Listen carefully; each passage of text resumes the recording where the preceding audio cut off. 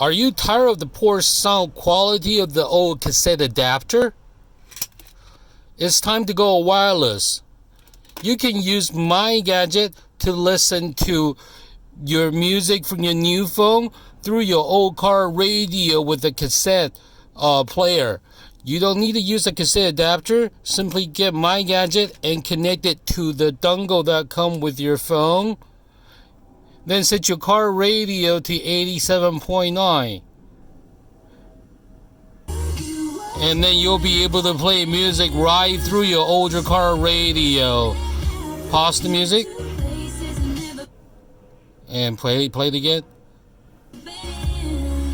So this is how you can play your music without using the cassette adapter. You don't have to deal with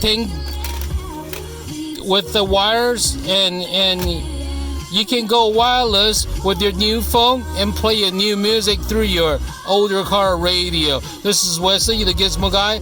Thank you. Bye-bye.